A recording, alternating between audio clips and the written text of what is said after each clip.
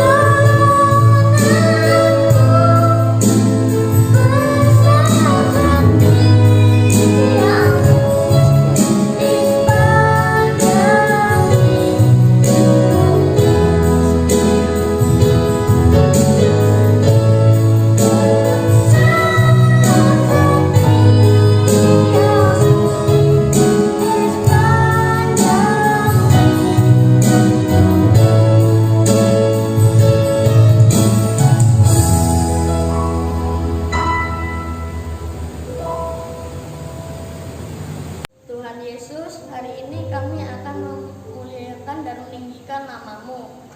Jaga kami dari awal ibadah sampai pada akhirnya.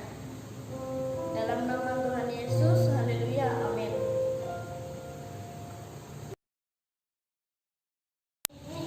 Halo adik-adik, bagaimana kabarnya? Pasti baik-baik aja kan? Nah, kakak sekarang mau ngajak adik-adik buat memuji Tuhan nih. Tapi kakak nggak sendirian loh. Kakak panggilin dulu ya temannya kakak. Kakak Tasya. Halo Kak Misha.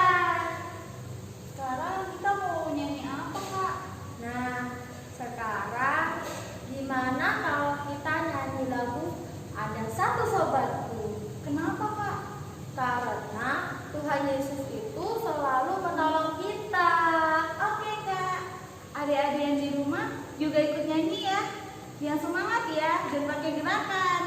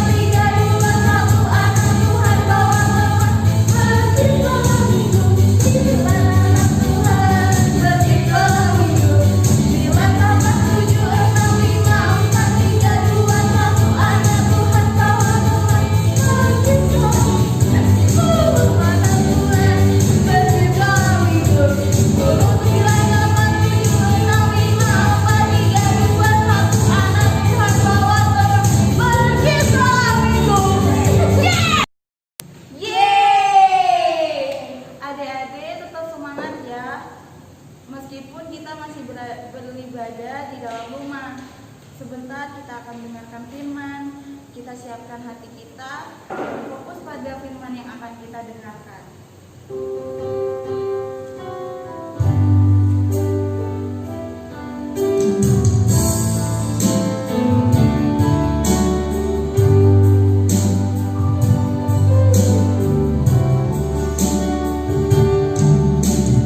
Siapkan hatiku Tuhan untuk dengar firman-Mu saat ini.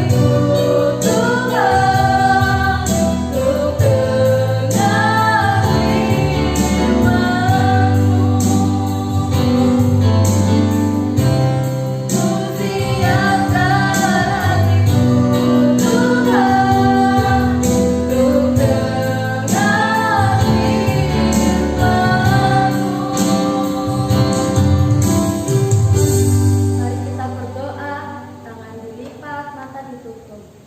Kita akan berdoa. Tuhan Yesus, terima kasih Engkau telah menyertai kami sepanjang pujian ini. Terima kasih Tuhan, sebentar lagi kami akan mendengarkan firman-Mu. Engkau buka telinga kami, hati kami, agar kami dapat fokus ke dalam firman-Mu. Dan firman-Mu dapat tertanam di dalam hati kami masing-masing Tuhan. Terima kasih Tuhan Yesus Kristus. Haleluya. Amin. Shalom adik-adik, apa kabar semuanya? Semoga sehat-sehat selalu ya. Tapi ingat selalu, yang pertama, adik-adik harus rajin cuci tangan. Yang kedua, adik-adik harus jaga kebersihan. Dan yang ketiga, adik-adik makan makanan yang bergizi supaya tubuh kita menjadi sehat ya. Ketemu lagi pada hari ini, kita akan belajar firman Tuhan. Tema hari ini adalah Aku suka menolong. Ya, adik-adik bagaimana di rumah? Apakah suka menolong orang lain? Misalkan mama kita, papa kita, adik kita, atau mungkin ada teman-teman kita yang datang. Nah, hari ini kita akan belajar firman Tuhan. Kita buka Alkitab kita di dalam Efesus 4 ayat yang kedua. Mengatakan demikian, hendaklah kamu selalu rendah hati, lemah lembut, sabar, dan tunjukkanlah kasihmu dalam hal saling membantu. Di sini firman Tuhan mengingatkan kepada kita, yaitu kita rendah hati, lemah lembut, sabar. Nah, tapi ada prakteknya dengan melakukan perbuatan. Bukan kita mengatakan, aku loh orang yang sabar, aku ini orang yang baik hati, aku ini orang yang lemah lembut. Tetapi Tuhan ingin supaya kita praktek. Di sini dikatakan, tunjukkanlah kasihmu dalam hal saling membantu. Kita membantu orang-orang yang ada di sekitar kita. Kita harus siap melihat, oh orang ini perlu dibantu, kita bantu dia. Nah, jadi tanpa diminta pun kita membantu. Nah, pada hari ini kita akan belajar dari seseorang yang membantu atau menolong orang lain. Adik-adik buka Alkitabnya di dalam Lukas 10. Nah, di sana dikatakan Lukas 10 ayat yang ke-30. Jawab Yesus, adalah seorang yang turun dari Yerusalem ke Yeriko.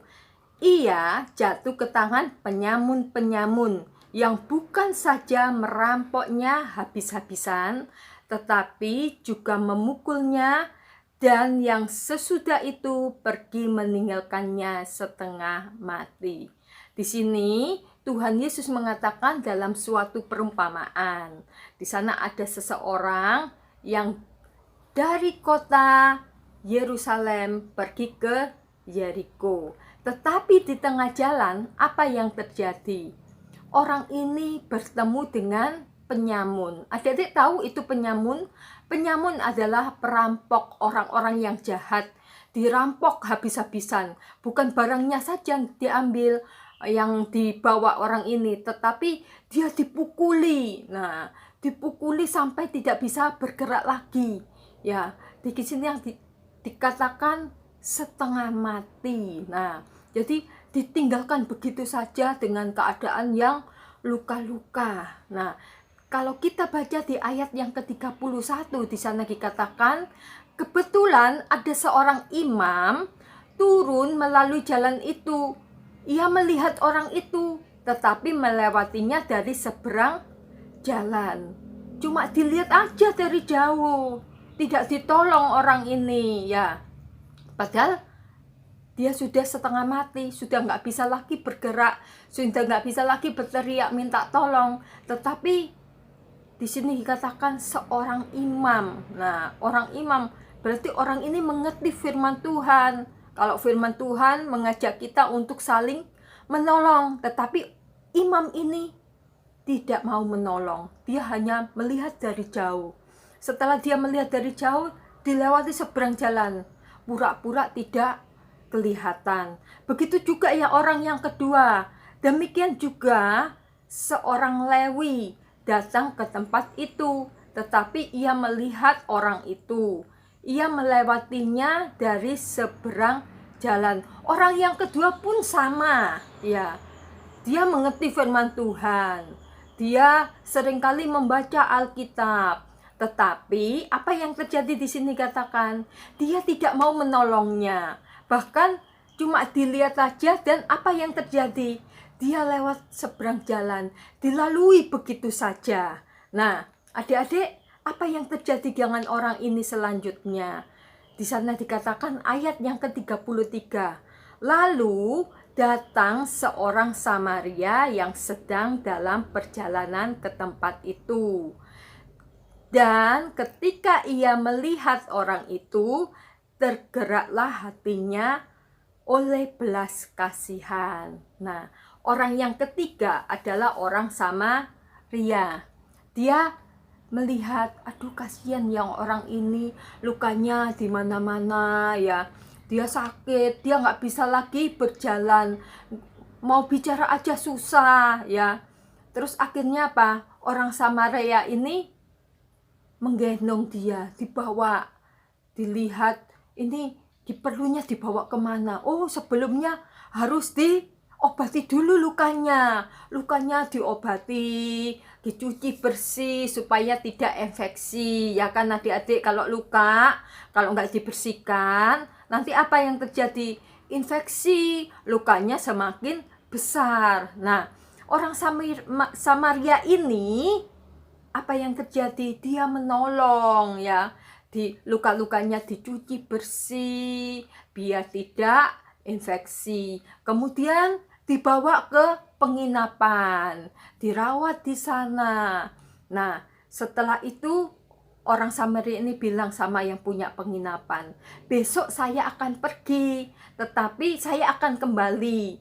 Nanti biaya yang habis untuk pengobatan orang ini saya yang tanggung. Nah, di sini membuktikan bahwa orang Samaria ini membantu orang lain tanpa melihat statusnya. Oh, ini temanku, pasti aku tolong.